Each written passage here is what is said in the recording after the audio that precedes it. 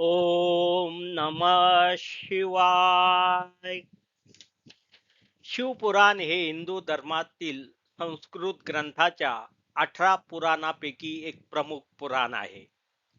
शिव पुराणात विश्वाची निर्मिती, विश्वरचना, भगवान शंकराशी संबंधित पौराणिक कथा, भगवान शंकर आणि इतर देवांचे संबंध, नीतिशास्त्र, योग, तीर्थस्थाने, भक्ती, शिवाशी जोडल्या गेलेल्या नद्या, इतर विषयांचे सविस्तर विवेचन केलेले आहे. आज त्र्यंबकेश्वर या पावन नगरीत भगवान शंकराचा जन्म, भगवान शंकराचे विविध रूपे, भगवान शंकराची विविध प्रतीके, शिवलिंग किंवा शिवपिंड आणि भगवान शंकराची उपासना आणि आराधना या विषयावर मी विवेचन करणार आहे.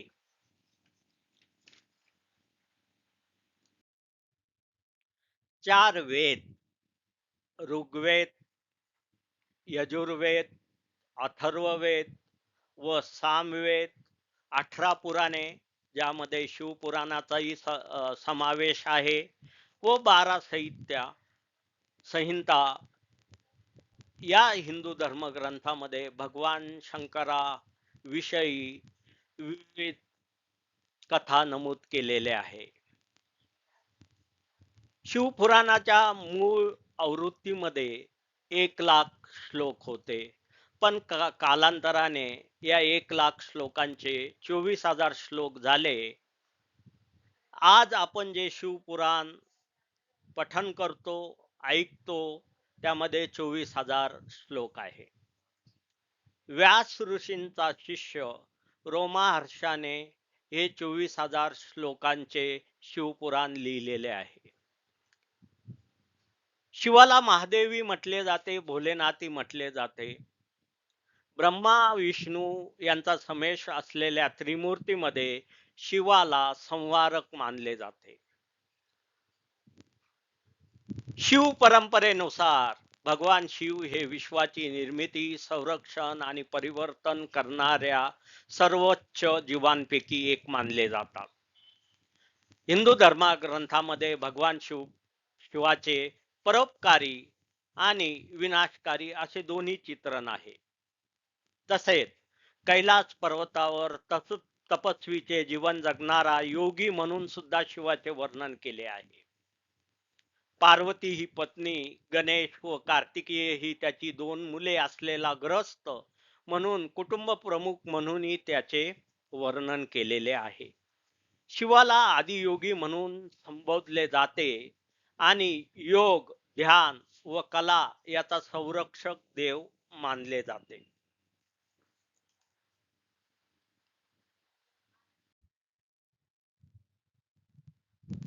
ओम नमः शिवाय. मराठीतील शिवपुराण याचे पहिले विवेचन किंवा प्रवचन 28 डिसेंबर 2024 ला त्र्यंबकेश्वर या पावन नगरीत डॉक्टर वैभव लाड यांनी केले. या प्रवचनाचा विषय होता भगवान शिवाची उत्पत्ती, शिवपुराणातील दाखले व शिवाची विविध रूपे. डॉक्टर वैभव लाड 2017 पासून एकनाथी भागवत, भगवद्गीता व शिवपुराण यांचा अभ्यास करीत आहे. या मराठीतील शिवपुराणाचा मुख्य उद्देश भगवान शंकराचे चरित्र मराठी मनमानसापर्यंत पोहोचवणे हे आहे. गेल्या काही वर्षापासून आपण हिंदी भाषेमधल्या शिवपुराणाला जमणारी गर्दी पाहून अचंबित होतो. हे लोकांच्या शिवभक्तीचे प्रतीक आहे. पण जिथे जिथे लाख लाख लोक जमतात तिथे गोंधळ होतो, आवाज होतो आणि अशा ठिकाणी लोकांना शिवपुराण ऐकणे व समजणे कठीण जाते. या मालिकेद्वारे आम्ही हेच शिवपुराण मराठीतून सादर करीत आहे, जेणेकरून लोक आपापल्या फावल्या वेळात या शिवपुराणाचे श्रवण करू शकाल. ओम नमः शिवाय. आज त्र्यंबकेश्वर या पवित्र नगरीत हे विवेचन करण्याचे भाग्य मला प्राप्त झाले आहे. त्र्यंबकेश्वर येथील ज्योतिर्लिंग हे 12 आद्य ज्योतिर्लिंगापैकी एक आहे. गौतम ऋषी व त्यांची पत्नी अहिल्या त्र्यंबकेश्वर येथे वास्तव्यास होते. त्या दरम्यान एके वर्षी भयानक दुष्काळ पडला. जवळपासच्या विहिरी, नाले, झरे आटून गेले. गौतम ऋषींनी भगवान शंकरांची घोर व कठीण अशी आराधना केली.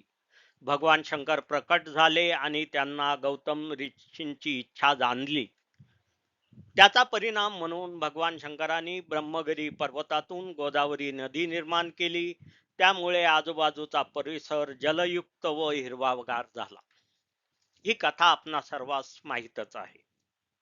एके दिवशी गौतम ऋषीला गोदावरी नदीत एक गाय, एक वाघ आणि एक सर्प एकाच ठिकाणचे पाणी पिताना दिसले. आपल्या साधनेमध्ये याचा परिणाम होईल या भीतीने गौतम ऋषींनी गोदावरीला शाप दिला व नदी परत कोरडी झाली.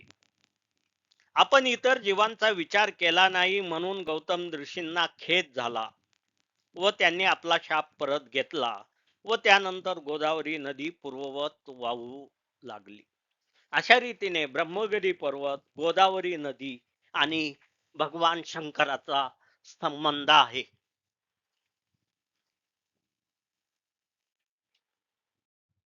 ओम नमः शिवाय. भगवान शंकराचे रूप हे तेजोमय व विलोभनीय आहे. भगवान शंकराच्या गळ्यातील नाग हा वासुकी आहे. वासुकीला समुद्र मंथनाच्या वेळेस अमृत मिळवण्यासाठी दोर म्हणून वापरले होते. त्यावर प्रसन्न होऊन भगवान शंकरांनी वासुकीला आपल्या गळ्यात स्नान दिले. भगवान शंकराच्या केश संभारात अर्धचंद्र आहे. चंद्राला एका शापापासून मुक्ती पाहिजे होती आणि ती मुक्ती फक्त भगवान शंकर देऊ शकत होते. म्हणून चंद्राच्या विनंतीनुसार भगवान शंकरांनी त्याला आपल्या केश संभारात स्थान दिले आणि चंद्राची शापमुक्ती झाली. गंगेला पृथ्वीवर आणण्यासाठी भगीरथाने शंकराची तपस्या केली व गंगा धरतीवर आणली. शंकराच्या जटामधून पवित्र गंगा नदीचा उगम झाला. भगवान शंकराचे शस्त्र त्रिशूळ आहे तर त्याचे वाहन नंदी आहे. या मागेही एक कथा पुराणात आहे. नंदी या ऋषीने घोर तपस्या केली. त्यावर भगवान शंकर प्रसन्न झाले व वर माग असे सांगितले. त्यावर नंदी ऋषीने आपल्याला तुमचा सहवास कायम लाभावा असा वर मागितला. तथास्तु म्हणत शंकराने ती विनंती मान्य केली. तेव्हापासून नंदी ऋषी नंदीच्या स्वरूपात शंकराचे वाहन बनला. कोणत्याही शिव मंदिरात सुरुवातीला नंदी असतो. भगवान शंकर वाघाच्या कातडीवर विराजमान आहेत. भगवान शंकर तप करताना एका वनात गेले होते. त्या वनात अनेक ऋषींचे आश्रम होते. भगवान शंकराच्या वनात फिरण्यामुळे ऋषी आणि त्यांच्या भार्या यांच्या ध्यान धारण्यात लक्ष उडाले. भगवान शंकरांना धडा शिकवण्यासाठी तेथील ऋषींनी वनात एक मोठा खड्डा केला व त्यामध्ये एक वाघ ठेवला. नेहमीप्रमाणे भगवान शंकर जंगलात फिरत असताना त्या खड्ड्यात पडले. वाघाने त्यांच्यावर हल्ला केला. बचावासाठी शंकरांनी वाघ मारला. तेव्हापासून वाघाची कातडी शरीरावर गुंडाळण्यासाठी व आसन म्हणून भगवान शंकर वापरतात. शंकराचे पवित्र वाद्य म्हणजे डमरू. याला काही लोक ढोल असेही म्हणतात. डमरू आणि ढोल शंकराच्या विविध उत्सवांच्या वेळी वाजवले जाते. याशिवाय भगवान शंकराच्या कपाळाच्या मध्ये त्रिनेत्र आहे. यालाच तिसरा डोळा असे म्हणतात. पृथ्वीवर व सृष्टीवर जेव्हा पाप जास्त होते, राक्षसी वृत्ती वाढता, त्यावेळेला भगवान शंकर आपला तिसरा डोळा उघडता व त्या पाप वृत्तींचा विनाश करतात. भगवान शंकराला विश्वनाथ, महादेव, महेश्वर, शंकर, शंभू, रुद्र, निळकंठ, त्रिलोकीनाथ, हरदेवेंद्र, घृष्णेश्वर अशा अनेक नावांनी पुराणात वर्णिले गेलेले आहे. ओम नमः शिवाय. भारताला 4 वेद, 6 शास्त्र व 18 पुराणांची थोर परंपरा आहे. अनेक लोक मला विचारता या सर्वांचा उपयोग काय. मी त्यांना एक सरळ प्रश्न विचारतो. जर विज्ञान एवढे प्रगत झाले तरी ते निसर्गापुढे का झुकते? विज्ञान भूकंप थांबवू शकत नाही, दुष्काळ आणि अतिवृष्टी थांबवू शकत नाही, जन्म मृत्यू थांबवू शकत नाही. सूर्य व चंद्र दररोज उगवतात आणि मावळतात. कधी एखाद्या दिवशी असे झाले की सूर्य उगवला नाही आणि चंद्र उगवला नाही? हे का करते? या मागे एक अदृश्य शक्ती आहे. आणि या अदृश्य शक्ती मधली एक शक्ती म्हणजे भगवान शंकर आहे. विज्ञान नेहमीच बाहेरचे प्रश्न सोडवते. मन, आत्मा व अध्यात्म या संबंधीची उत्तरे विज्ञानात सापडत नाही. शिवपुराणातील कथा आपल्याला मन, आत्मा व अध्यात्म शिकवतात. शिवपुराण सांगते की जीव शिव एक आहे, म्हणजे जीवा शिवाची जोडी आहे. मनाची शांती आणि समाधान यासाठी भगवान शंकराची पूजा, जप, आरती जरुरी आहे. देव देवळात नाही, देव देव्हारात नाही, तर देव हृदयात आहे. म्हणून प्रत्येक मनुष्यात भगवान शंकर वसलेला आहे. ओम नमः शिवाय. आता आपण भगवान शंकराच्या जन्माविषयीच्या पुराणातील कथा ऐकूया. सत्ययुग, त्रेतायुग, द्वापरायुग आणि कलियुग अशी 4 युगे आपल्या धर्मग्रंथात सांगितले आहे. आणि प्रत्येक युग हे 24,000 वर्षांचे आहे. सत्य किंवा कल्पयुगाच्या अखेरीस म्हणजे जवळजवळ 4,32,000 वर्षापूर्वी जग हे फक्त एक पाण्याची चादर होती. ब्रह्मदेवाने यावेळी विष्णूंना शेष नागावर योग निद्रा करताना बघितले. ब्रह्मदेव जवळ गेले व त्यांनी भगवान विष्णूंना हलवले आणि विचारले, तुम्ही कोण? त्यावर विष्णू म्हणाले, ते जगाचे पालनहार आहे आणि जग चालवतात. ब्रह्मदेवाला याचा राग आला व त्याचे रूपांतर भगवान विष्णू आणि ब्रह्मदेवाच्या उग्र भांडणात झाले.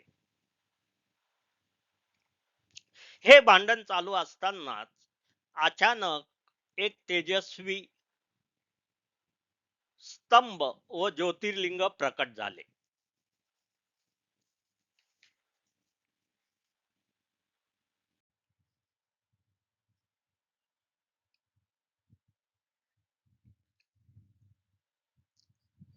हे शिवलिंग किंवा स्तंभ प्रकट झाल्यावर ब्रह्मदेव आणि विष्णू आपले भांडण विसरून त्या स्तंभाकडे व शिवलिंगाकडे पाहू लागले.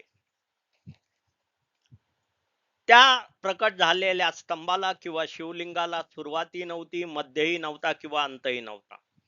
ब्रह्मदेव व विष्णू क्षणभर आपले भांडण विसरले व त्यांनी या स्तंभाची परीक्षा घेण्याचे ठरवले. ब्रह्मदेवाने हंसाचे रूप धारण केले व स्तंभाच्या वरच्या भागाकडे निघाले. विष्णूने रानडुकराचे रूप घेतले व ते स्तंभाच्या किंवा शिवलिंगाचा शेवट शोधण्यास निघाले. ब्रह्मदेव विष्णूने 1000 वर्ष प्रवास केला, पण स्तंभाच्या किंवा शिवलिंगाची सुरुवात, मध्य व शेवट त्यांना सापडला नाही. त्यामुळे दोघेही मूळ जागी परत आले. त्यावेळी त्यांना स्तंभातून ओम असा मोठा आवाज ऐकू आला व स्तंभ किंवा लिंगावर ओम अक्षर दिसू लागले. त्यातून शिव भगवान प्रकट झाले. भगवान शिवांनी त्यांना सांगितले की त्या दोघांचा निर्माता स्वतः भगवान शंकर आहे. भगवान विष्णूने कबूल केले की त्यांना स्तंभाचा अंत सापडला नाही. ब्रह्मदेव मात्र खोटे बोलला आणि त्यांनी शंकराला सांगितले की मी स्तंभाचा किंवा लिंगाचा वरचा भाग पाहिला आणि साक्ष म्हणून केतकीच्या फुलांची साक्ष घेतली. भगवान विष्णूने मात्र शिवाचे बोलणे ऐकून ब्रह्म व शिवाची मनोभावे पूजा केली. त्यामुळे भगवान शंकर भगवान विष्णूवर प्रसन्न झाले व आपल्या इतकाच दर्जा भगवान विष्णूंना दिला. पण ब्रह्मदेवाचे खोटे बोलणे मात्र त्यांना आवडले नाही. ओम नमः शिवाय. ब्रह्मदेव खोटे बोलत आहे हे पाहून भगवान शंकर नाराज झाले. भगवान शंकरांनी आपल्या पापणीतील 2 केस ओढले आणि त्यापासून काळ भैरवाची निर्मिती केली. खोटे बोलल्याबद्दल या काळ भैरवाने ब्रह्मदेवाच्या 5 डोक्यांपैकी एक डोके कापले. हे पाहून विष्णूला दया आली आणि त्यांनी भगवान शंकराला ब्रह्मदेवाला क्षमा करण्याची याचना केली. भगवान शंकरांनी विष्णूची विनंती मान्य केली, परंतु शिक्षा म्हणून ब्रह्मदेवाच्या पूजेवर बंदी घातली.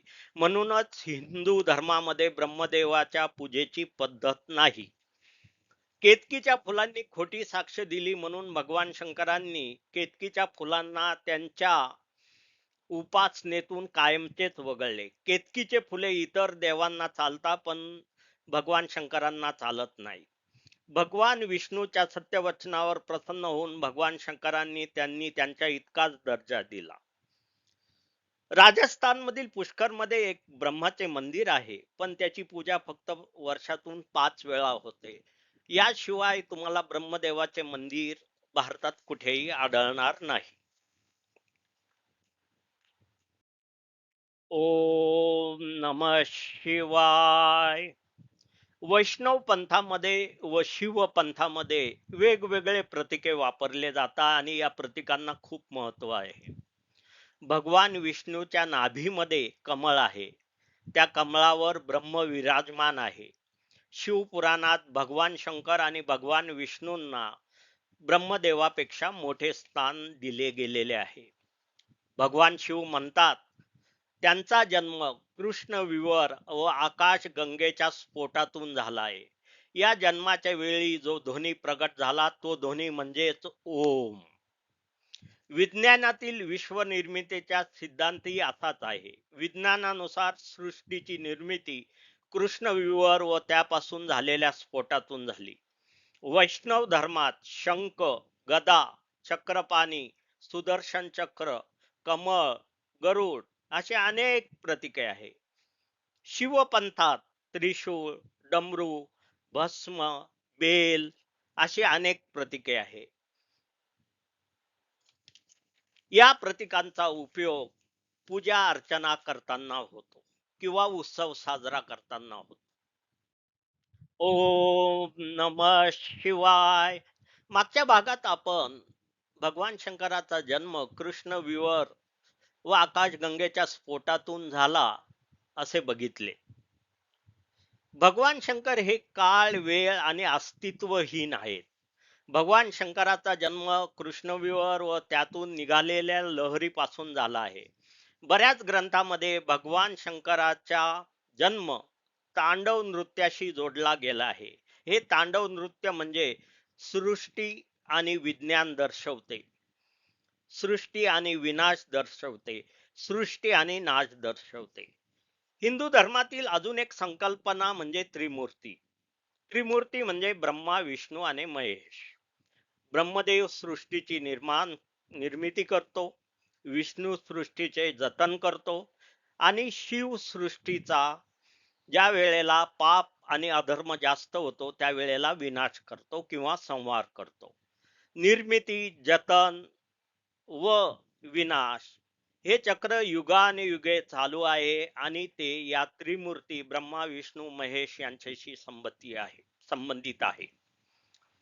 जेव्हा अधर्मांचा कळस होतो, राक्षसी वृत्ती वाढतात, नैतिकता नष्ट होते, त्यावेळी भगवान शंकर आपल्या तिसऱ्या नेत्रातून सृष्टीचा विनाश करतो.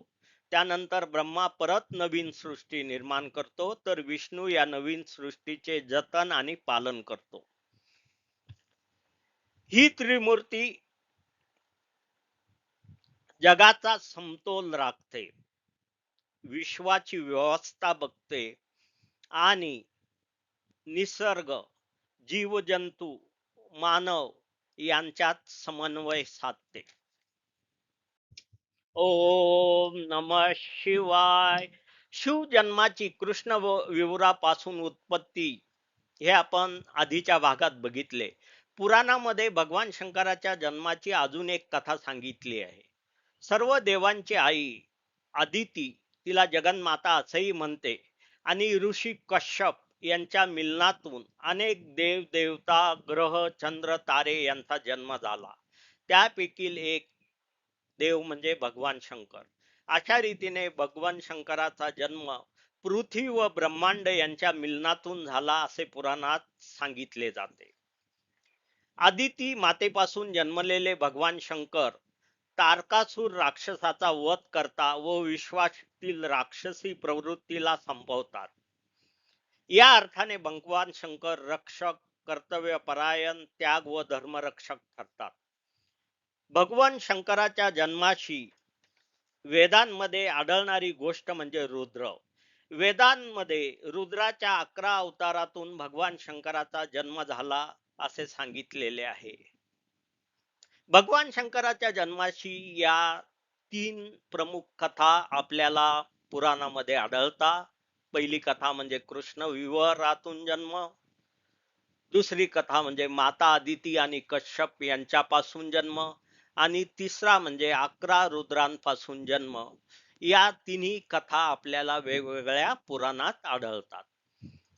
शिवजन्माची कथा कोणतीही खरी असो, पण एक निश्चित आहे की शिव ही एक आदिशक्ती आहे जी जगाला नियंत्रित करते.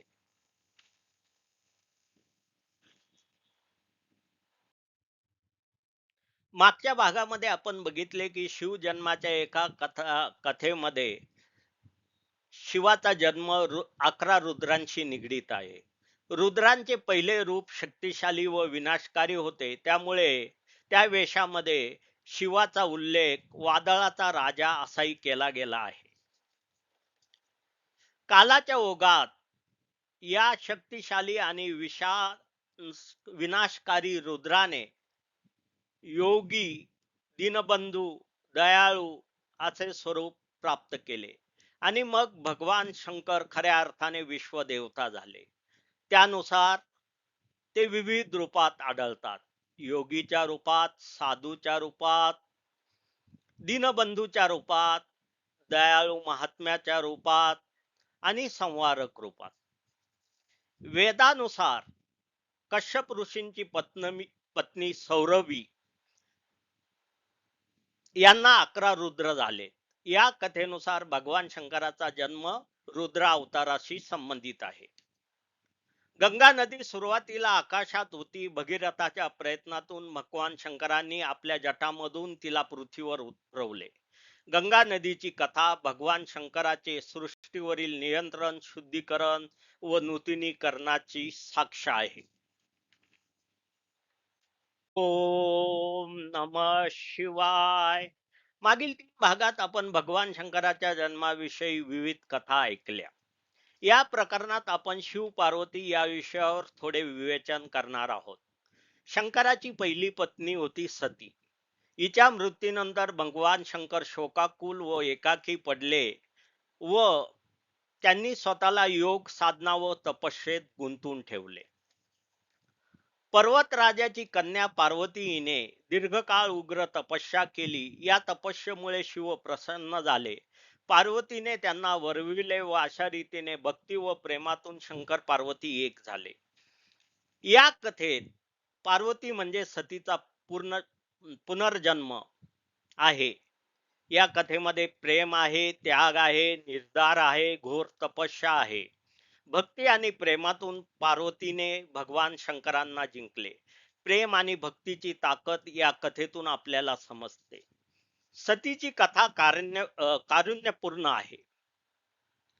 शक्तीचे रूप असलेल्या सतीने आत्मदहन केले व शरीराचा नाश केला, परंतु पार्वतीच्या रूपाने परत ती शिवाशी एकत्र झाली. सती आणि पार्वती आणि भगवान शंकर हे पुरुष, शक्ती व प्रकृतीच्या समतोलाचे उदाहरण आहे. ओम नमः शिवाय. श्रोते हो, आतापर्यंत आपण भगवान शंकराचा जन्म, प्रतीके आणि लग्न याबाबत विवेचन ऐकले. शिवपुराणात एकूण 12 संहिता किंवा पाठ आहेत. या 12 संहितांमध्ये जवळजवळ 1,00,000 श्लोक होते, परंतु त्यानंतर त्या श्लोकांची संख्या 24,000 झाली. या 12 संहितांमध्ये विद्येश्वर संहिता, रुद्र संहिता, सृष्टी, रुद्र संहिता, सती, रुद्र संहिता, पार्वती खंड, रुद्रसंहिता कुमारखंड, रुद्रसंहिता शुद्धखंड, शतरुद्र संहिता, कोटी रुद्र संहिता आणि उमा संहिता, कैलास संहिता, वायवीय संहिता पूर्वार्ध, वायवीय संहिता उत्तरार्ध आणि कोटी रुद्र संहिता अशा 12 संहिता आहेत. सध्याच्या शिवपुराणात 24,000 श्लोक आहे आणि 16 संहिता आहेत. या 16 संहितांना 7 संहितांमध्ये संक्षिप्त रूपात रूपांतरित केलेले आहे. पूर्वीच्या सांगितलेल्या 16 संहितांचे रूपांतर आता 7 संहितांमध्ये झाले आहे, ज्यामध्ये विद्वेश्वर संहिता, रुद्र संहिता, शत्रुरुद्र संहिता, कोटी रुद्र संहिता, उमा संहिता, कैलास संहिता अँड वायवीय संहिता. या हस्तलिखांचे सर्वात जुने शिवपुराण 11 ते 12व्या शतकात सापडलेले आहे. या 7 संहितामध्ये भगवान शंकराच्या उत्पत्तीपासून अवतारापर्यंतच्या अनेक कथा ऐकायला मिळतात. ओम नमः शिवाय. या प्रकरणात आपण शिवलिंगाबाबत विवेचन करूया. शिवलिंग हे भगवान शंकराचे प्रतीक आहे. सर्वच शिव मंदिरामध्ये आपल्याला बाहेर नंदी व गर्भगृहात शिवपिंड किंवा शिवलिंग दिसते. शिवपिंडाची पूजाच म्हणजे भगवान शंकराची पूजा. गेल्या 400 वर्षात आपल्याला विविध ठिकाणी भगवान शंकराच्या मूर्ती दिसतात, परंतु शिवपिंडाची किंवा शिवलिंगाची पूजा हीच खरीच भगवान शंकराची पूजा आहे. मूर्ती स्वरूपात भगवान शंकराच्या मूर्त्या गेल्या 400 वर्षात ठिकठिकाणी निर्माण झाल्या, परंतु त्यांची पूजा ही खरी शिवपूजा मानली जात नाही. खरी शिवपूजा ही शिवलिंग किंवा शिवपिंडाची पूजा हीच होय. शिवपिंड किंवा शिवलिंग हे निसर्गातील जनन शक्तीचे प्रतिनिधित्व करते. शिवलिंग किंवा शिवाची पिंड बनवण्यासाठी नर्मदा नदीतील बांधलिंग नावाचे दगड वापरले जातात. काळाच्या ओघात काळा पाषाण, संगमरवर, नदीच्या पात्रातील कठीण दगड अशांचाही उपयोग शिवलिंग घडवण्यासाठी केला गेला आहे. शिवलिंग किंवा शिवपिंडीत मन, शरीर, आत्मा शुद्ध करण्याची ताकद आहे. म्हणूनच शिवलिंग, शिवलिंग पूजन, नित्य जप, स्मरण आपल्याला मनशुद्धी व शांतीकडे घेऊन जाते. ओम नमः शिवाय. या प्रकरणामध्ये आपण शिवलिंगाबाबत अधिक माहिती घेऊया. संस्कृत मध्ये लिंग किंवा पिंड याचा अर्थ होतो चिन्ह. या व्याख्येप्रमाणे शिवलिंग किंवा शिवपिंड हे भगवान शंकराचे चिन्ह किंवा प्रतीक आहे असे मानले जाते. पुराणानुसार व शास्त्रानुसार शिवलिंग किंवा शिवपिंड हे फक्त शंकराचे बाह्य स्वरूप आहे. भगवान शंकर प्रत्येक जीवात व अंतर्मनात आहे. म्हणूनच जीव शिवाची जोड असे आपण नेहमी म्हणतो. शिवलिंगाचा उभा भाग भगवान शंकराच्या विनाशी स्वरूपाचे स्वरूप आहे, तर शिवलिंगाचा अर्ध अंडाकृती भाग भगवान विष्णूचे प्रतीक आहे. भगवान विष्णू सृष्टीला जतन करतात. अर्ध अंडकृती भागाच्या खाली असलेली रचना म्हणजे सृष्टी. शिवलिंगाच्या तळाशी ब्रह्मदेव असतात, जे सृष्टीचे निर्माण करतात. शिवलिंग हे गंधरहित, रंगरहित व चवरहित आहे. शिवलिंग हे निसर्ग पुरुष, निसर्गातील स्त्री पुरुष शक्तीचा संयोग आणि त्यांचा सृष्टीवर पडणारा प्रभाव दर्शवते. ओम नमः शिवाय. मागच्या प्रकरणामध्ये आपण शिवलिंगाची किंवा शिवपिंडीची रचना समजून घेतली. शिवलिंगाचे 3 भाग असतात, त्यांना पीठे असे म्हटले जाते. सर्वात खालच्या पीठाला ब्रह्मपीठ म्हणतात, मधल्या भागाला विष्णुपीठ म्हणतात आणि सर्वात वरच्या खांबासारख्या भागाला शिवपीठ म्हणतात. सर्वात खालचे पीठ म्हणजे ब्रह्मपीठ, जे सृष्टीचे निर्माण करण्याशी संबंधित आहे. मधले पीठ म्हणजे विष्णू पीठ, जे सृष्टीचे जतन करते व पालन करते. व सर्वात वरचे खांबासारखे दिसणारे शिवपीठ, जे सृष्टीचा वेळोवेळी विनाश करते. काही ग्रंथानुसार शिवलिंग किंवा शिवपिंड हे मानवीय जनन इंद्रियाचे प्रतीक आहे, परंतु हे सत्य नाही. शिवलिंग किंवा शिवपिंड तीन पीठांचे प्रतिनिधित्व करते: ब्रह्मपीठ, विष्णुपीठ आणि शिवपीठ. हे तीन पीठ सृष्टीची निर्मिती, जतन, पालन पोषण आणि विनाश यांच्याशी संबंधित आहे. शिवलिंग किंवा शिवपिंडीच्या आकाराबाबत कोणतीही माहिती धर्मग्रंथात सापडत नाही. त्यामुळे शिवलिंग, शिवपिंड विविध आकारात, उंचीत, रुंदीत आढळतात. शिवलिंगाच्या बाहेरील बाजूस भगवान शंकराचे वाहन नंदी याची प्रतिमा आढळते.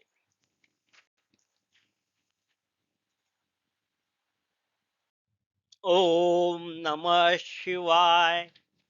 या प्रकरणात आपण भारतातील 12 आद्य ज्योतिर्लिंगाची माहिती घेऊया. या 12 ज्योतिर्लिंगाशिवाय 5 पंचभूत लिंग भारतात आहेत. भारतातल्या 12 ज्योतिर्लिंगामध्ये केदारनाथ, काशी विश्वनाथ, सोमनाथ, बैजनाथ, रामेश्वर, घृष्णेश्वर, भीमाशंकर, महाकाल, मल्लिकार्जुन, ओंकारेश्वर, नागेश्वर आणि त्र्यंबकेश्वर अशी 12 ज्योतिर्लिंगे आहेत. याशिवाय 5 पंचभूतलिंगे आहेत. एक आंध्र प्रदेशातील कालहस्तेश्वर येथे आहे, त्याला कालहस्तेश्वर लिंग म्हणतात. एक तामिळनाडू मधील त्रिची या ठिकाणी आहे, त्याला जांबुकेश्वर म्हणतात.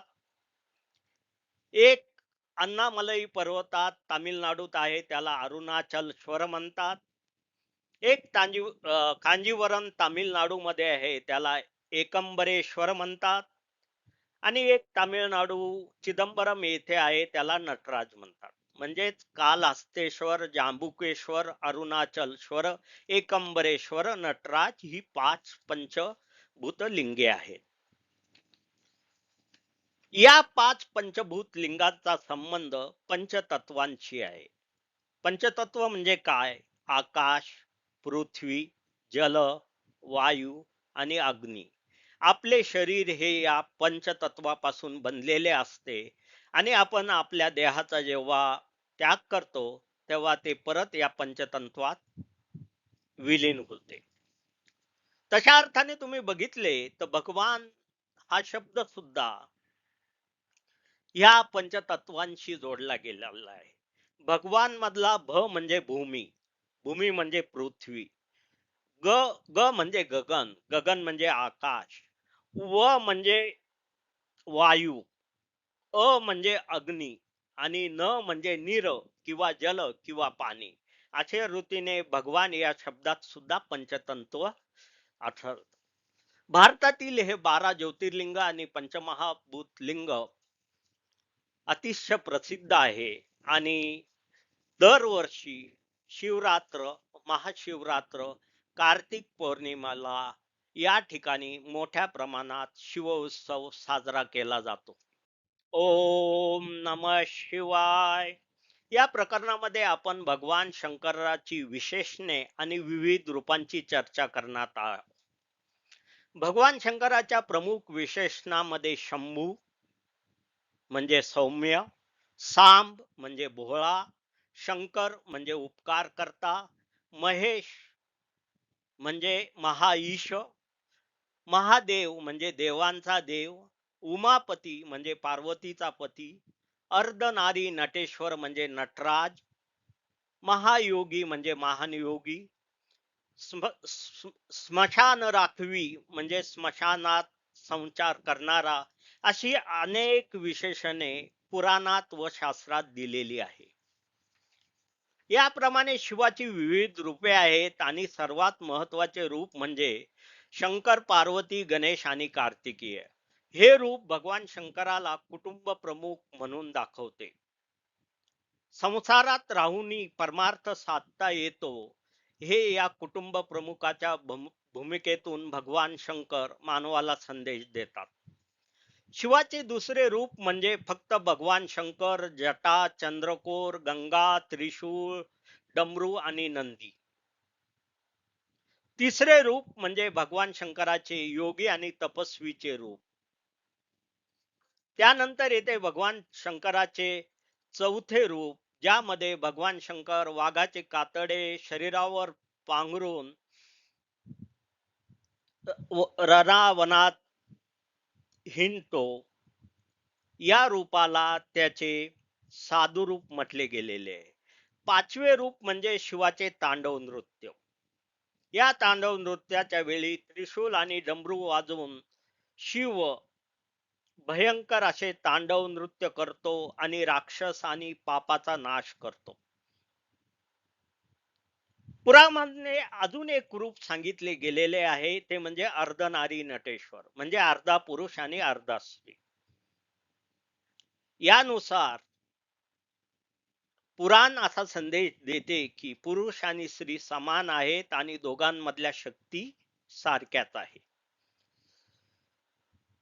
नेपाळमध्ये आढळणारे भगवान शंकराचे दुसरे रूप म्हणजे पशुपालक, त्यालाच पशुपतीनाथ म्हणतात. यामध्ये ते गुरेढोरे चारणारे असे योगी म्हणून आढळतात. अशा रूपाने भगवान शंकराची अनेक रूपे पुराणामध्ये वर्णिली गेलेली आहेत. ओम नमः शिवाय. या प्रकरणात आपण पार्वती मातेबद्दल थोडी माहिती घेऊया. भगवान शंकराची पहिली पत्नी सती हिने आत्मदहन केले. सती ही दक्ष राजाची कन्या होती. राजा दक्षाने एक मोठा अश्वमेघ यज्ञ आयोजला होता. या यज्ञात दक्ष राजाने सर्व देवदेवतांना व ऋषींना बोलवले होते, परंतु शंकर व सतीला निमंत्रण नव्हते. परंतु वडिलांनी मांडलेला यज्ञ आहे म्हणून सती शंकरांना तेथे घेऊन गेली. या यज्ञात दक्ष राजाने भगवान शंकराचा पदोपदी अपमान केला.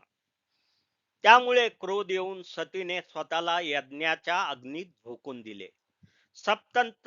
संतप्त झालेल्या भगवान शंकरांनी तांडव नृत्य करून यज्ञाचा विध्वंस केला. हीच सती पुनर्जन्मानंतर पर्वतराज हिमालयाची कन्या पार्वती म्हणून जन्माला आली. आपल्या जप आणि तपस्येद्वारे व प्रेमाद्वारे शंकरांना जिंकून घेतली व त्यांची अर्धांगिनी झाली.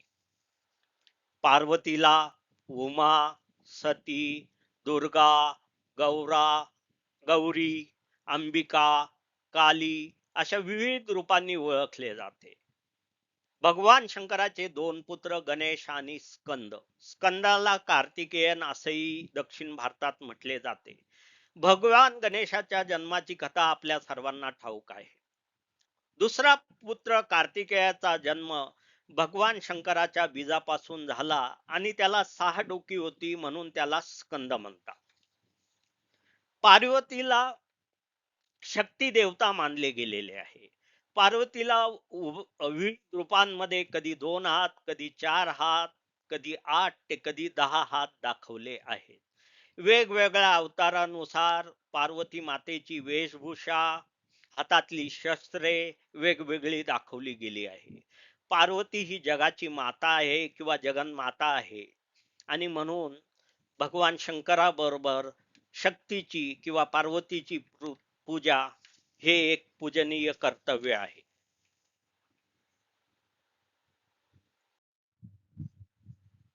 ओम नमः शिवाय. तुम्ही भगवान शंकराचे मनात स्मरण करा. तुमच्या डोळ्यासमोर स्मशानातील राखेने शरीर माखलेला, निळा कंठ असणारा, सुशोभित केश संभार असलेला, डोक्यावरती अर्धचंद्र आणि केश संभारातून गंगा वाहत असलेली, कपाळाच्या मध्यभागी तिसरा नेत्र, गळ्यात कवट्याचा हार व नाग असे चित्र निर्माण होते. त्याच्या हातामध्ये हरणाची कातडी, त्रिशूळ, डमरू आणि तो त्याच्या वाहन नंदी यावर बसलेला दिसतो. हे एक भगवान शंकराचे नेहमीच वर्णन केलेले स्वरूप आहे. त्याशिवाय भगवान शंकर भैरव किंवा कालभैरव या रूपात सुद्धा डोळ्यासमोर येतात. भैरवाच्या रूपात भगवान शंकराचे प्रलयकारी रूप डोळ्यासमोर येते. या भैरवाच्या रूपात भगवान शंकराची मुद्रा संतप्त, रागावलेली व विनाशकारी आहे. त्याच्या हातामध्ये त्रिशूलाशिवाय अनेक शस्त्र दाखवली गेली आहेत आणि ज्या ज्या वेळेला दृष्ट शक्तींचा नाश करायचा असतो त्या वेळेला भगवान शंकर काळभैरवाच्या रूपात प्रगट होतो. मागे सांगितलेल्या गोष्टीत ब्रह्मदेव खोटं बोलला होता, त्यावेळेला भगवान शंकरांनी पापणीच्या केसापासून भैरव बनवला होता. त्या भैरवाने ब्रह्मदेवाचे 5वे मुंडके खोटे बोलल्याबद्दल कापले, परंतु ते कापलेले शीर भैरवाच्या हाताला चिटकूनच राहिले. भैरवाने तिन्ही लोकात प्रवास केला, परंतु ब्रह्मदेवाचे शीर हातापासून वेगळे होईना, कारण त्याला ब्रह्महत्येचे पातक लागले होते. शंकराच्या आज्ञेनुसार भैरव पवित्र काशी किंवा वाराणसी येथे गेला, तेव्हाच ब्रह्माचे मुंडके त्याच्या हातापासून विलग झाले. आजही काशीला कपाल मोचन मंदिर आहे. कपाल मोचन म्हणजे कवटीपासून मुक्तता मंदिर. कधी काशीला भेट दिली तर कपाल मोचन मंदिराला अवश्य भेट द्या. ओम नमः शिवाय. भगवान शंकराला त्रिनेत्र असेही म्हटले जाते. भगवान शंकराचा तिसरा डोळा फक्त अभौतिक गोष्टी बघू शकतो. अभौतिक गोष्टी म्हणजे काम, क्रोध, कर्म, वासना, व्यभिचार, अत्याचार, पाप या सर्व गोष्टींना अभौतिक गोष्टी म्हणतात. भगवान शंकर आपल्या तिसऱ्या डोळ्याने अशा अभौतिक गोष्टी बघतात आणि त्यावर आपली प्रतिक्रिया देतात. जेव्हा कामदेवाने बाण मारून शिवाची तपश्चर्या भंग केली, त्यावेळेला शंकराने आपला तिसरा नेत्र उघडला आणि त्यातून निघालेल्या ज्वाळांमध्ये कामदेव भस्म झाला. भगवान शंकर जेव्हा जेव्हा आपला तिसरा नेत्र उघडतो त्यावेळेला त्यातून निघणाऱ्या शक्ती व ज्वाळा यामध्ये काम, क्रोध, मोह, मत्सर, पाप, राक्षसी वृत्ती, अत्याचार, वासना यांचा नाश होतो. भगवान शंकराला चंद्रशेखर असेही म्हणतात. समुद्र मंथनावेळी अमृत आणि विष निघाले. भयानक विष पाहून सर्व देव आणि राक्षस पळू लागले व भयभीत झाले. त्यावेळेला भगवान शंकरांनी ते विष गिळले. पार्वतीने ते विष शंकराच्या सर्व शक्तीत पसरू नये म्हणून शंकराच्या गळ्याशी एक पाश टाकला. तेव्हापासून शंकराचा कंठ निळा झाला, त्यामुळे शंकराला निळकंठ असे म्हटले जाते. विषाच्या परिमाणामुळे भगवान शंकराच्या गळ्याचा व शरीराचा दाह होऊ लागला. ती आग किंवा दाह कमी करण्यासाठी पार्वतीने चंद्राला विनंती केली. त्यानुसार चंद्र शंकराच्या केस संभारात येऊन बसला. चंद्राच्या शीतलतेमुळे किंवा थंडपणामुळे विषाची दाहकता कमी झाली. ओम नमः शिवाय. या प्रकरणामध्ये आपण 3 प्रतीके राख, शंकराचे विणलेले केस आणि निळा कंठ याबाबत अधिक माहिती विवेचन करणार आहोत. भगवान शंकर आपल्या शरीराला स्मशानातील राख का लावतात, हा प्रश्न कधी आपल्याला पडला आहे? मृत्यूनंतर आत्मा मुक्त होतो व मृत शरीर पंचतत्वात विलीन होते. उरलेली राख म्हणजे पंचतत्व. पंचतत्व शुद्ध व वासना विरहित असते. म्हणूनच भगवान शंकर आपल्या शरीराला स्मशानातली राख किंवा पंचतंत्र लावतात. याविषयी आणखी एक दुसरी कथा पुराणात मिळते. भगवान शंकराची पहिली पत्नी सतीने यज्ञात उडी घेतल्याने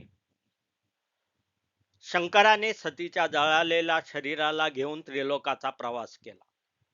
शंकराची ही अवस्था पाहून भगवान विष्णूंनी सतीच्या देहाला स्पर्श केला आणि त्यापासून सतीच्या देहाची राख झाली.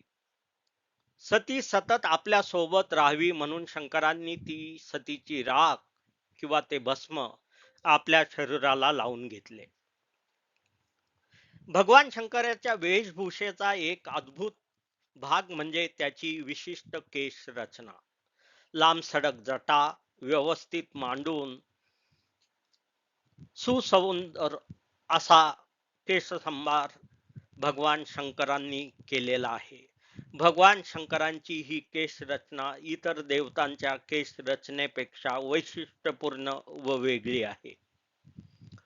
भगवान शंकरांचा कंठ निळा कसा झाला याबाबतची कथा आपण मागील भागात ऐकलेलीच आहे. समुद्र मंथनाच्या वेळेला निघालेल्या विष पिल्यामुळे भगवान शंकराचा कंठ निळा झाला आहे.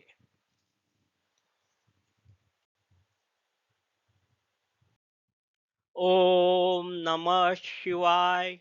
या प्रकरणामध्ये आपण भगवान शंकराशी संबंधित ध्यानयोगी मुद्रा, भगवान शंकराची वाघाची कातडी, भगवान शंकराच्या गळ्यात असणारा वासुकी नाग किंवा सर्प आणि त्रिशूळ या 4 गोष्टींबाबत विवेचन करणार आहे.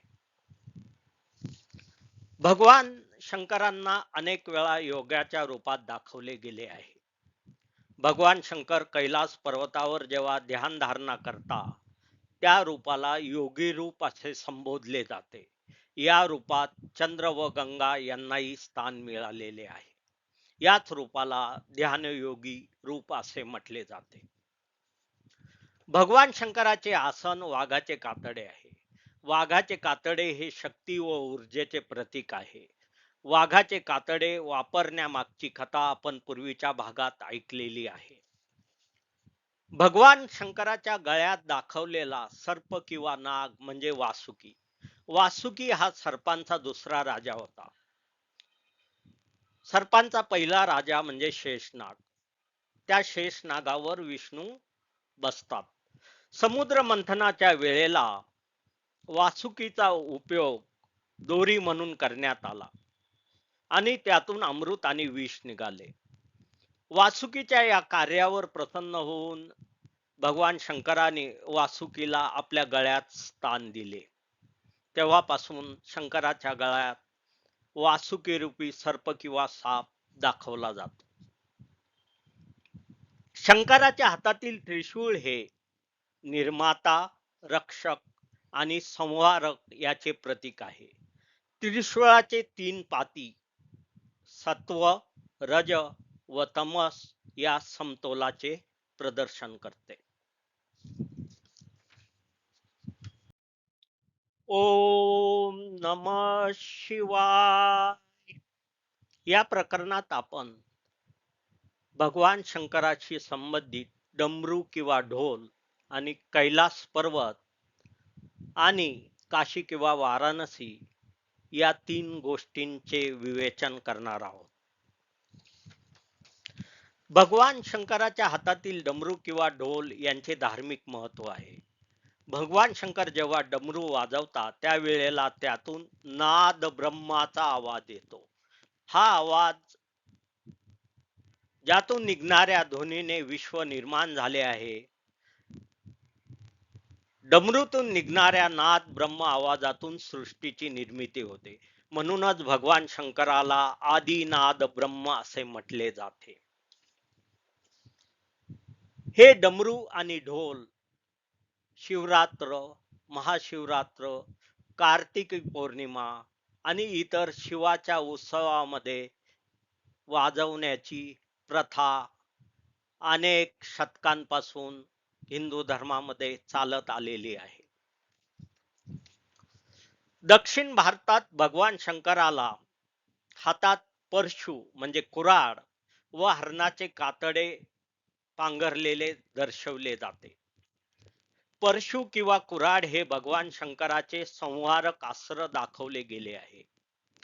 काही ग्रंथात भगवान शंकर हरिणाच्या कातडीचे वस्त्रे परिधान करता. वाघ आणि हरिण यांचे परिधान म्हणजे शक्ती आणि शांतता यांचे मिलन याचे प्रतीक आहे. भगवान शंकराच्या हातातील जपमाळ ही रुद्राक्षांनी बनलेली असते.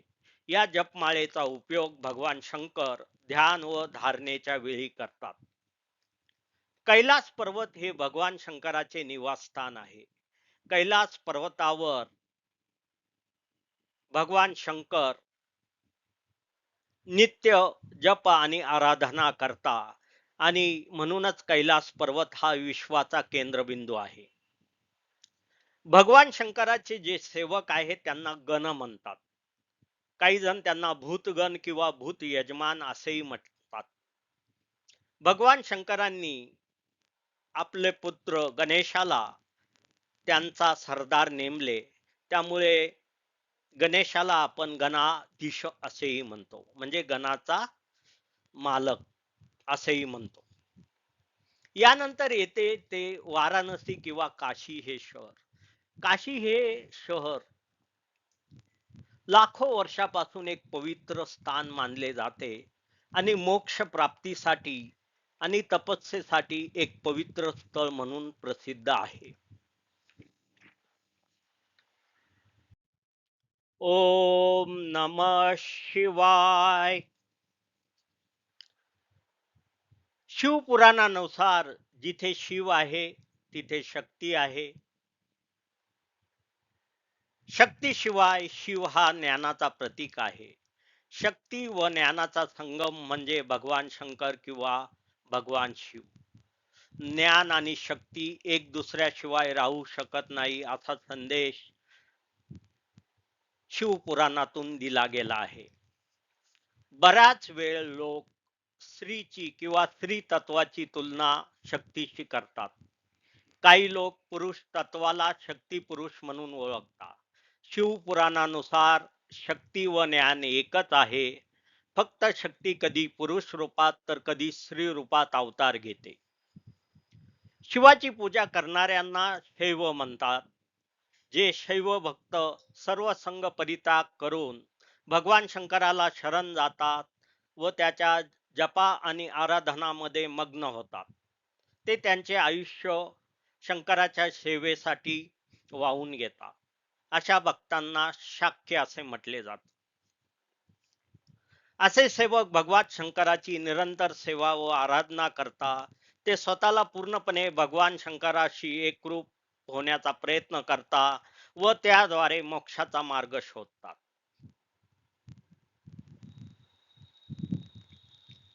सर्व साधकांना सर्व स्त्रियांमध्ये एकाच दैवी मातेचे म्हणजे आदी मातेचे किंवा पार्वतीचे अस्तित्व जाणवते. भगवान शंकराची आराधना करण्यासाठी संसार सोडण्याची गरज नाही. जप व तप स्मरण करून तुम्ही भगवान शंकराची सेवा करू शकता. या नाम स्मरणाला स्थळ काळ व विधीची गरज नसते.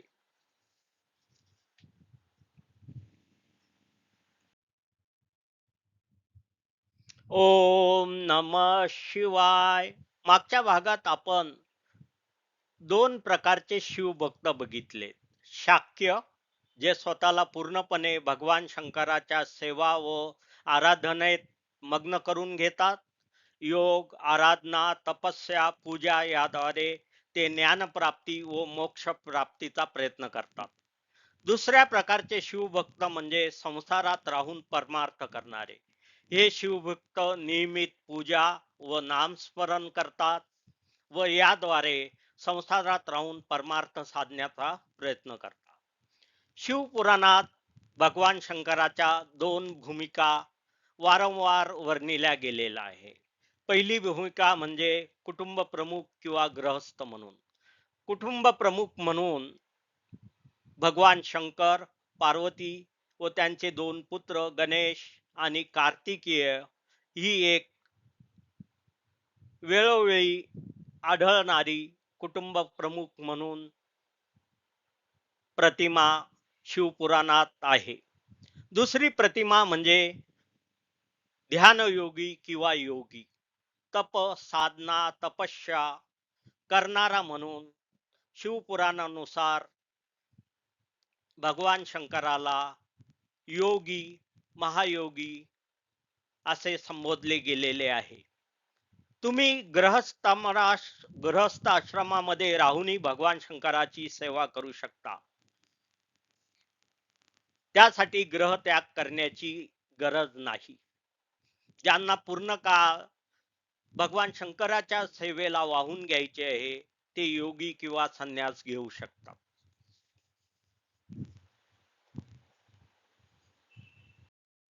ओम नमः शिवाय. भगवान शंकराचे दक्षिण भारतात आढळणारे एक प्रमुख रूप म्हणजे नटराज. नटराज म्हणजे कला व नृत्यांचा राजा. नटराजाच्या रूपात भगवान शंकराचे नृत्य दाखवले जाते.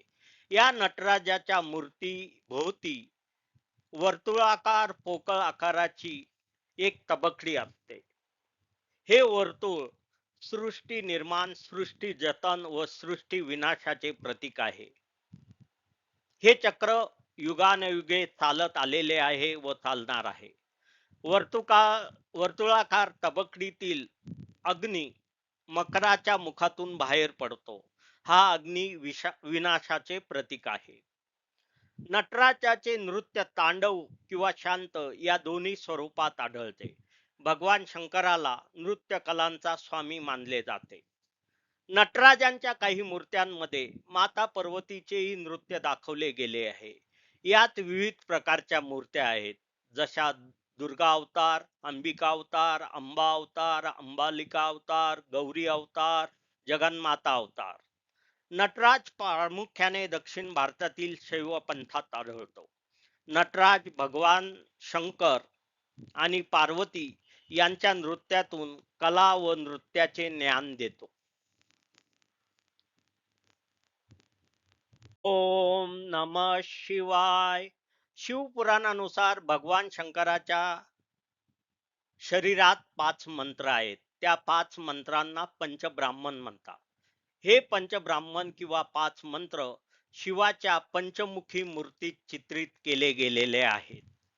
भगवान शंकरांच्या या पंचमुखांना ईशाना, तत्पुरुष, अघोरा, वामदेवा, सदज्योता असे संबोधले गेलेले आहे. ईशाना म्हणजे निर्मितीची शक्ती, तत्पुरुष म्हणजे अदृश्य होण्याची शक्ती, अघोरा म्हणजे अंत करण्याची शक्ती, वामदेवा म्हणजे सृष्टीचे पालनहार आणि सज्जोता म्हणजे आशीर्वाद देण्याची शक्ती. अशा रीतीने हे शिवाचे पंचमुख 5 विविध शक्तींची जाणीव करून देतात. शिवपुराणात भगवान शंकरांचा 5 मंत्रांना आणि गुणांना पंचतत्व, पंच इंद्रिय, पंचकृतीशील इंद्रिय, चेतना व ज्ञान याबरोबर जोडले गेलेले आहे. अशा रीतीने भगवान शंकर पंचगुण युक्त आहे. भगवान शंकराचे 5 महत्वाचे मंत्र खालील प्रमाणे आहे.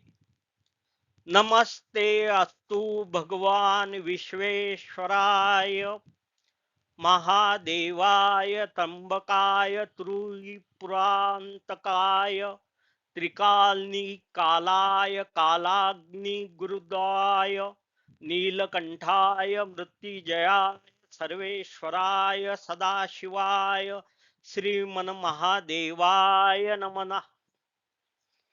या 5 मंत्राच्या पठणामुळे माणसाला मानसिक समाधान, शांतता मिळते व आपल्या अडचणीवर मात करण्याला मदत होते. ओम नमः शिवाय. मागील भागात आपण भगवान शंकराच्या पंचमुख किंवा पंचमंत्राबद्दल माहिती ऐकली. भगवान शंकराची ही 5 मुखे निर्मिती, संरक्षण, संवार, कृपा, कृपा प्रकट करणे, आशीर्वाद देणे याच्याशी निगडीत आहे. शिवपुराणानुसार आपले पूर्ण जग किंवा विश्व हे एक प्रकट शिवलिंग आहे.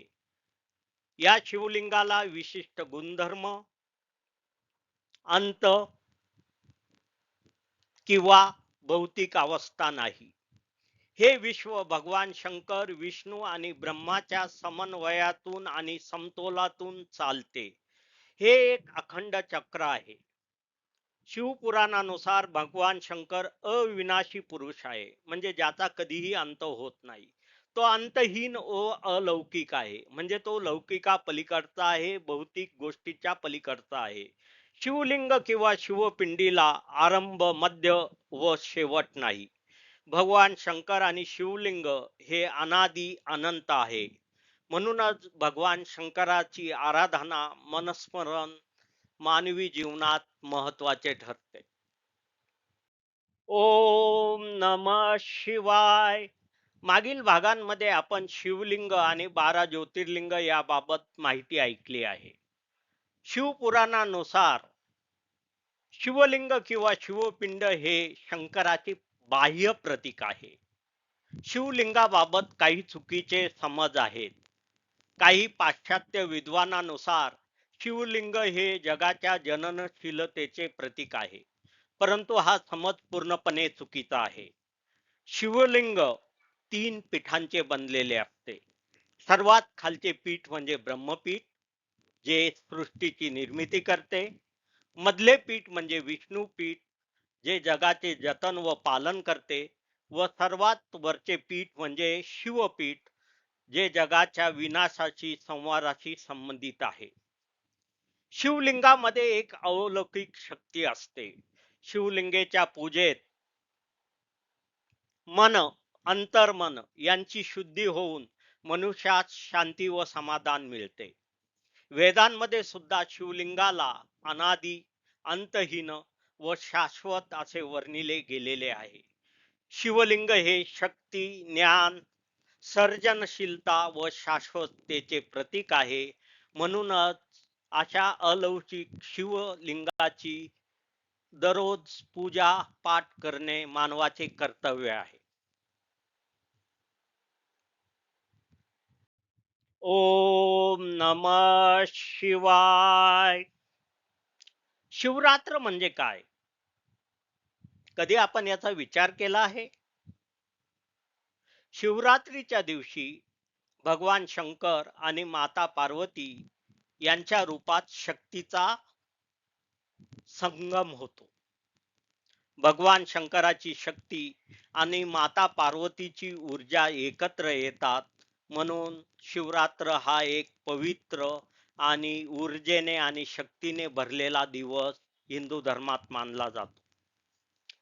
प्रत्येक चंद्र महिन्यात 13व्या किंवा 14व्या दिवशी शिवरात्र असते.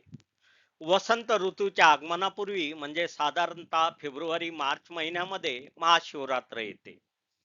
शिवरात्र किंवा महाशिवरात्रीच्या दिवशी पुरुष व स्त्री शक्ती एक होते, म्हणूनच हा दिवस शक्तियुक्त व पवित्र मानला गेलेला आहे. उपवास धरणे, अभिषेक करणे, जप व नामस्मरण करणे, पूजा करणे अशा विविध रीतीने शिवरात्र व महाशिवरात्र साजरी केले जाते. शिवरात्र किंवा महाशिवरात्र आपल्याला अंधार, अज्ञान, पाप दूर करून मानसिक शांती व समाधान प्राप्त करून देते. शिवरात्र व महाशिवरात्र हे शक्ती व ज्ञान यांचा, पाप, अहंकार, अंधार, अज्ञान यावर विजयाची आठवण करून देते. ओम नमः शिवाय. मागील भागात आपण शिवरात्र आणि महाशिवरात्र या भगवान शंकराशी संबंधित उत्सवांची माहिती पाहिली. भगवान शंकरांचा आणखी एक महत्वाचा उत्सव म्हणजे कार्तिक पौर्णिमा. हा उत्सव भारतात, मुख्यतः दक्षिण भारतात, तामिळनाडूत साजरा केला जातो. भगवान शंकरांनी त्रिपुरासुर राक्षसाचा वध करून जगाची त्रिपुरासुराच्या त्रासातून मुक्तता केली, त्याची आठवण म्हणून हा त्रिपुरा पौर्णिमेचा उत्सव साजरा केला जातो. तमिळनाडूमध्ये मदुराई येथे मीनाक्षी मंदिर सुप्रसिद्ध आहे.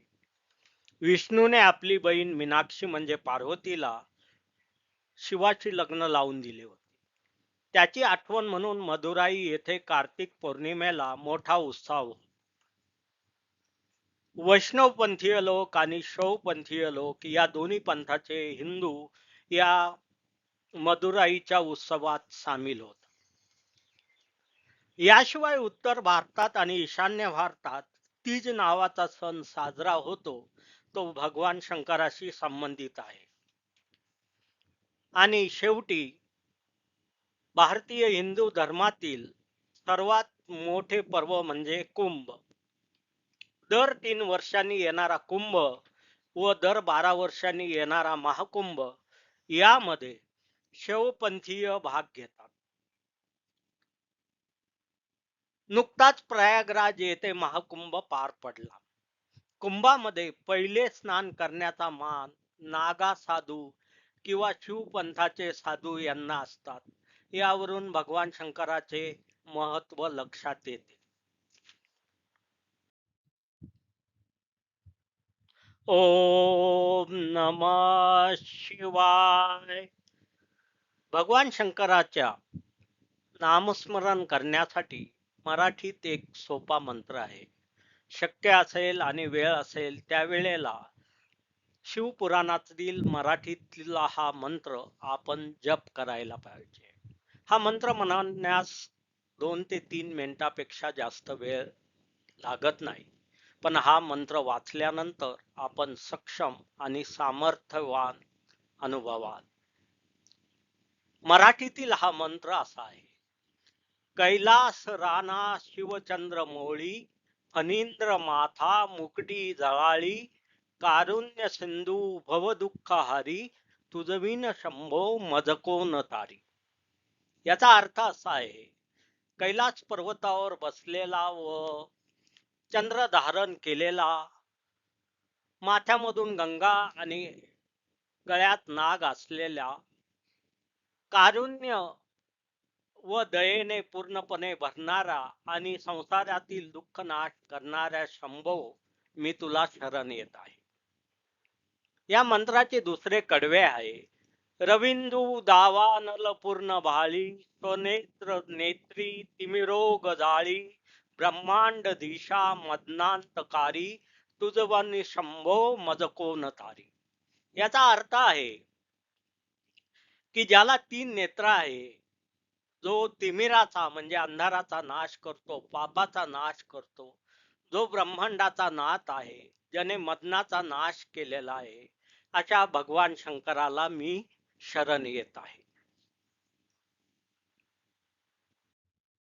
ओम नमः शिवाय.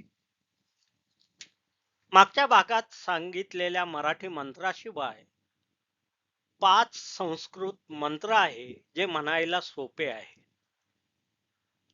भगवान शंकराची जप व स्मरण करण्यासाठी हे खालील 5 संस्कृतातील मंत्र आपण म्हणू शकतो.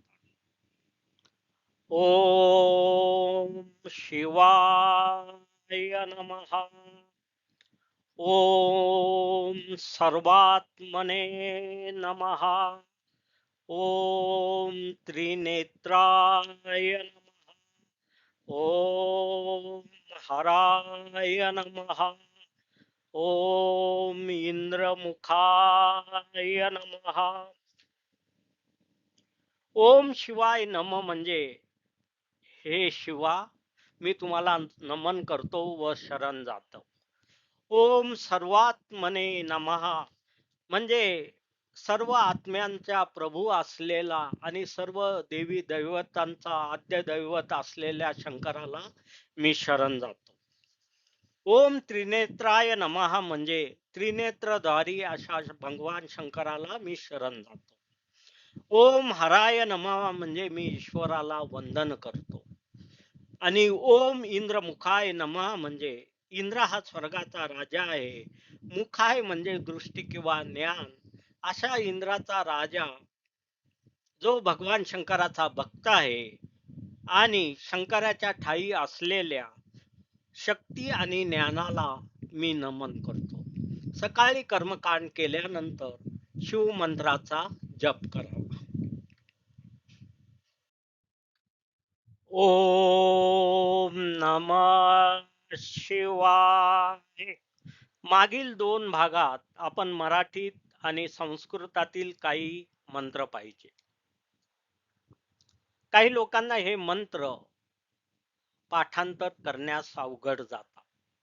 त्यासाठी सगळ्यात सोपा मंत्र म्हणजे 5 वेळा ओम नमः शिवाय म्हणायचे. ओम नमः शिवाय. ओम नमः शिवाय. ओम नमः शिवाय. ओम नमः शिवाय. ओम नमः शिवाय. भगवान शंकराची आराधना करण्यासाठी हा सगळ्यात सोपा व सरळ मंत्र आहे. तुम्ही घरात असाल, शेतात असाल, बाजारात जात असाल किंवा रिकामे बसून असाल, या मंत्राचा 5 वेळा जप करा. हा नाम जप तुम्हाला आंतरिक शांती देईल, शांतता निर्माण करेल आणि तुम्हाला भेडसावणाऱ्या संकटाचे निवारण करण्यास मदत करेल. ओम नमः शिवाय. बऱ्याच वेळेला लोक मला विचारतात की शिवाचे नाम स्मरण कुठे करावे, कसे करावे व कोणत्या वेळी करावे. शुचिर्भूत झाल्यावर तुम्ही दिवसाच्या कोणत्याही वेळी शिवपूजा करू शकता. यासाठी तुम्ही एकटे असाल किंवा तुमच्या बरोबर तुमचे कुटुंब असाल, तुम्ही तो जप म्हणू शकता. हा जप म्हणण्यासाठी पूजा मांडणे, ब्राह्मण बोलवणे, कापूर जाळणे, अगरबत्ती, फुले, बेल यापैकी काहीही आवश्यक नाही. भगवान शिव हे भोला भंडारी आहेत आणि साधे आहेत, म्हणून ते नामस्मरणाचे भुकेलेले आहे. भगवान शिव आणि आपला आत्मा आणि जीवन यांच्याशी जोडलेले आहे. त्यामुळे आपण दिवसातून किमान 3 वेळा ओम नमः शिवाय हा जप केला पाहिजे. भगवान शंकर भक्ताकडून पूजा किंवा यज्ञ यांची अपेक्षा करत नाही. भगवान शंकराचे दिवसातून 3 वेळा नामस्मरण किंवा जप भगवान शंकराला वंदन करण्यासाठी पुरेसे आहे. भगवान शंकर भक्तीचा भुकेला आहे. ओम नमः शिवाय. एप्रिल 2025 ते एप्रिल 2026 पर्यंत प्रत्येक 15 दिवसांनी तुम्हाला शिवपुराणातील कथा ऐकवण्याचा आमचा हेतू आहे. त्यासाठी आम्ही पुढचे 48 शिवपुराणाचे भाग तयार करीत आहोत. आमचा उद्देश मराठीतील शिवपुराण महाराष्ट्रातील जास्तीत जास्त ग्रामीण व शहरी लोकांपर्यंत पोहोचवणे हा आहे. त्यासाठी तुमचे सहकार्य मोलाचे ठरणार आहे. तुम्ही या शिवपुराण मालिकेची लिंक तुमच्या कमीत कमी 10 ते 15 लोकांना पाठवा, ज्याद्वारे आम्हाला जास्तीत जास्त महाराष्ट्रीयन लोकांपर्यंत हे मराठीतील शिवपुराण पोहोचवता येईल. ओम नमः शिवाय. आपल्याला पाठवलेल्या लिंकवर क्लिक करा आणि त्यानंतर तुम्ही यूट्यूब चॅनेलवर जाल. यूट्यूब चॅनेलवर तुम्ही क्लिक केल्यावर तुम्ही शिवपुराण मराठीत ऐकू शकता किंवा वाचू शकता. महाराष्ट्रातील 50,000 घरापर्यंत पोहोचण्याचा आमचा प्रयत्न आहे. महाराष्ट्रातील लोकांना सोप्या भाषेत शिवपुराण वाचण्यास आणि समजून घेण्यास मदत होईल असा आमचा मानस आहे. तुम्हाला विनंती आहे की तुम्ही ही लिंक तुमच्या किमान 20 नातेवाईक आणि मित्रांना फॉरवर्ड केला. गेल्या 3 वर्षात आपण लाखो लोक हिंदी शिवपुराणला उपस्थित असल्याचे पाहिले आहे. मोठ्या गर्दीमुळे तेथे कोणालाही शिवपुराण ऐकू किंवा समजू शकत नाही. हा भाग ऐकल्यानंतर तुम्ही YouTube चॅनेलचे खालील 3 बटणे दाबावी. सबस्क्राईब सबस्क्राईब केल्यामुळे तुम्हाला पुढचे 48 भाग ज्या ज्या वेळेला चॅनेलवर येतील त्या वेळेला सूचना मिळेल. लाईक म्हणजे आपल्याला जर हे शिवपुराण भाग आवडला असेल तर लाईक बटन दाबा. आणि शेअर म्हणजे आपल्या मित्रांना फॉरवर्ड करण्यासाठी शेअर या लिंकचा उपयोग करा. मोठे शिवपुराण कार्यक्रम आता व्यावसायिक बनले आहे. तेथे रुद्राक्ष, भस्म आणि प्रसाद दिला जातो. आम्ही असे व्यावसायिक कार्यक्रम करण्यावर विश्वास ठेवत नाही. असे कार्यक्रम भक्तांचा गैरफायदा घेतात. आमचे उद्दिष्ट शिवपुराण मराठीत आणणे आहे. त्यामुळे भक्तांना शिवपुराण ऐकण्यास आणि समजून घेण्यास मदत होईल. ओम नमः शिवायचा जप करणे, मंदिरातील आरतीला उपस्थित राहणे हीच खरी शिवभक्ती आहे असे आम्हाला वाटते. आम्ही पैसे घेण्यावर, रुद्राक्ष भस्म वाटण्यावर किंवा कोणत्याही प्रकारच्या विधीवर विश्वास ठेवत नाही. भगवान शिवापरे पोहोचण्यासाठी जप, पूजा आणि आरती पुरेसे आहे. परत एकदा आपल्या सहकार्याची अपेक्षा करतो आणि जास्तीत जास्त लोकांना ही लिंक फॉरवर्ड करण्याची विनंती करतो.